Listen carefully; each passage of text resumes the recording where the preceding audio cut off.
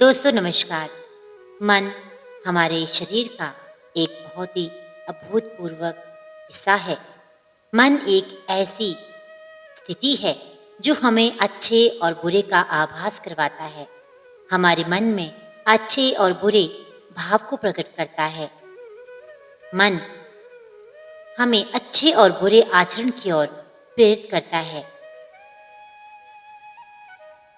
अगर संयम और अच्छे आचरण न किया जाए तो यही मन दंड भी दिलवाता है। एक कहावत भी इस मन पे बनी हुई है, मन के जीते जीत और मन के हारे हार। यानी अगर हम मन से जीत स्वीकार कर ले तो जीत निश्चित है, और अगर हम मन से ही हार को पहले ही निश्चित मान लें तो हार फिर हमारी ही होगी। आज एक कहानी आपके लिए लेके आई हूँ जो मन से जुड़े इन भावों को बहुत ही अच्छी तरह से समझाएगी। एक तांत्रिक ने एक बार एक भूत पकड़ लिया और उसे बेचने शहर गया। संयोगवश उसकी मुलाकात एक सेठ से हुई। सेठ ने पूछा, भाई ये क्या है? उसने जवाब दिया कि एक भूत है, इसमें अपार बल है, कितना भी कठिन कार्य क्यों न हो एक पल में निपटा देता है, ये कई वर्षों तक काम मिनटों में कर सकता है। सेठ भूत की प्रशंसा सुनकर ललचा गया और उसकी कीमत पूछ ली कि भैया कितने रुपए का है या इसकी कितनी कीमत लोगे। उस आदमी ने कहा, कीमत तो बस 500 रुपए है।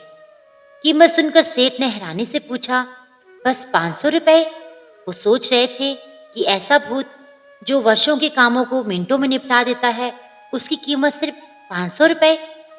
उस आदमी ने कहा, सेठ जी, जहाँ इसके असंख्य गुण हैं वहाँ एक दोष भी है। अगर इसे काम न मिले तो ये मालिक को खाने दौड़ता है। सेठ ने विचार किया कि मेरे तो सैकड़ों व्यवसाय हैं, बिलाई तक कारोबार है, ये भूत मर जाएगा पर काम खत्म न होगा। ये सोचकर उसने भूत खरीद लिया। मगर भूत तो भूत ही था।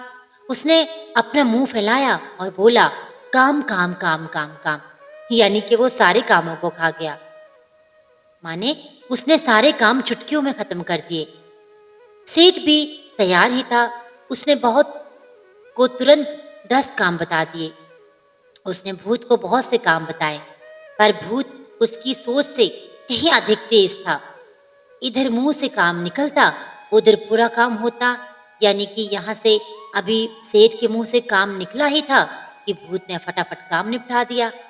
अब सेठ घबरा गया। संयोग से एक संत वहां आए।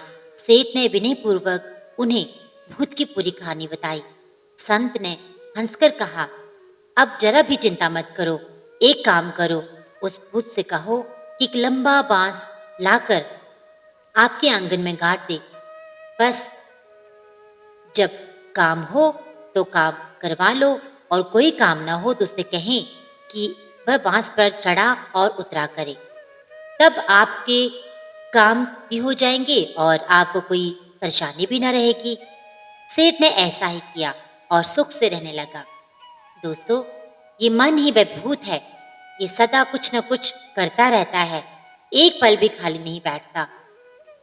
अब आप खुद ही सोच लीजिए, जब हम खुद को शांति से कहीं बैठने का निश्चय करते हैं या सोचते हैं कि हम शांत होकर थोड़ी देर कहीं बैठेंगे या ध्यान करेंगे या कोई मेडिटेशन करेंगे, लेकिन ये मन है कि हमें कहीं भी शांत नहीं बैठने देता।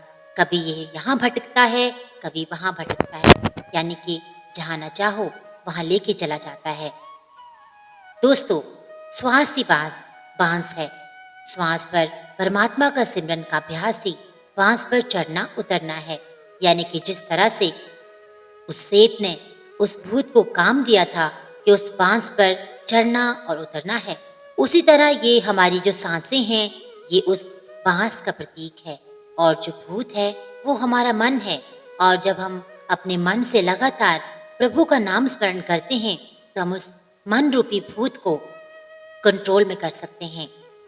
तो दोस्तों, आप भी ऐसा करें, हम भी ऐसा करेंगे, और जब आवश्यकता हो तो मन से काम ले, और जब काम न रहो तो श्वास में फिर परमात्मा को ध्यान करते रहें, उनका सुमिरन करते रहें। फिर आप भी सर्व प्रकार के सुख और शांति के झूले में झूलने लगेंगे। उम्मीद करती हूँ आज की ये रोचक कहानी आपको अच्छी लगी होगी। आपका दिन शुभ हो। हर हर महादेव।